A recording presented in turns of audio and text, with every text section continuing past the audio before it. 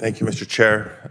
Want to just have a questions I want to get to, obviously, but Director Peters, want to just begin by expressing what I imagine you've heard from other members of the committee, other senators, about the reports we hear of abuse and exploitation in the Bureau of Prisons facilities across the country. I know in California, my office receives regular inquiries and concerns about living conditions, for example, year-long delays in receiving adequate health care, particularly troubling in the midst of the COVID-19 pandemic and beyond. So appreciate your commitment to ensuring humane, efficient, and appropriate conditions are restored in facilities around the country.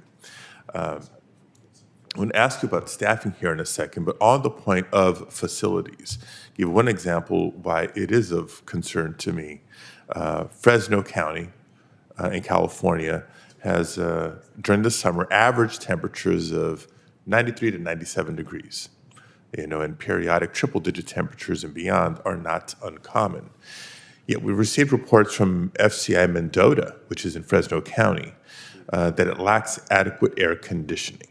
You can imagine what that means for the folks housed there. Elsewhere in California and the country, we hear about squalid, unsafe conditions, falling concrete, freezing cold temperatures in the winter, broken cells and pipes. So with that being said, what plans do you have for improving overall conditions of BOP facilities?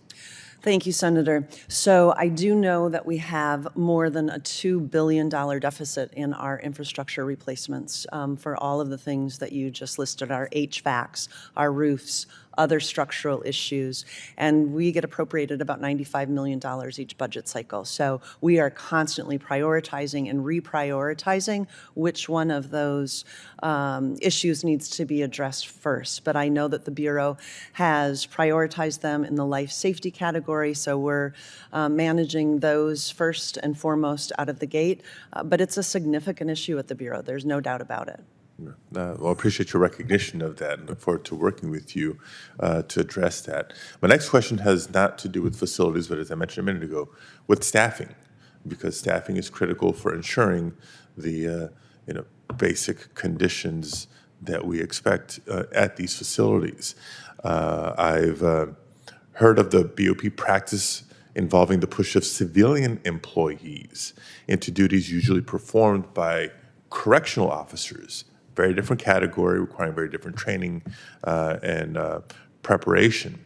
So not only is it concerning, but nearly 1/3 of federal correctional officer jobs are vacant. So again, we have a recruitment and retention issue as well. But when staff members who serve as cooks, teachers, nurses are forced to serve now guarding detainees, that's an untenable situation. I raised this point at a hearing in July with the Homeland Security Committee,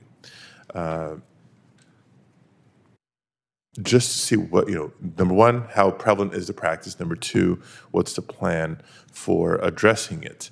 And just to underscore the point, a few months ago, my office received reports out of FCI Dublin, where we heard that staffing had been so low that drug treatment programs had to be shut down.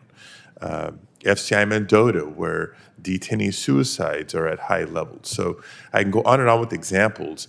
Mr. Carvajal could not tell me what efforts he had personally taken to overcome staffing shortages within the Bureau.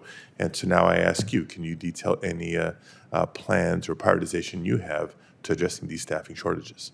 Thank you, Senator. It's at the top of my list. Like I said earlier, I cannot address the wellness of our employees if we first don't address the staffing issue, because it's resulting in overtime, and augmentation is the word that we use to describe those individuals, as you well know, those teachers, cooks, that list that you mentioned, that come and step into the post for correctional officers. Now, for the record, I think you'll be assured to know that those individuals do get trained as law enforcement officers. They receive that same training that correctional officers do. That being said, augmentation is only a good idea when used in the short term. The fact that it's been used for years now to manage through the pandemic and manage through the staffing crisis really has put a wear and tear on the whole system. When a psychologist has to pull a correctional officer post, her work is still stacking up at her desk, and that case management isn't happening. So we are working really hard to address staffing, both increasing our recruitment fairs, increasing our marketing, how we talk about ourselves. We just completed the work with a consulting firm that we had come inside to analyze what we're doing, and they're providing us with recommendations right now. And so we're working hard. I don't have all the recommendations in front of me today, Senator, but I assure you this is at the top of my list. Okay, thank you very much. Thank Thank you, Mr. Chair. Thank you, Senator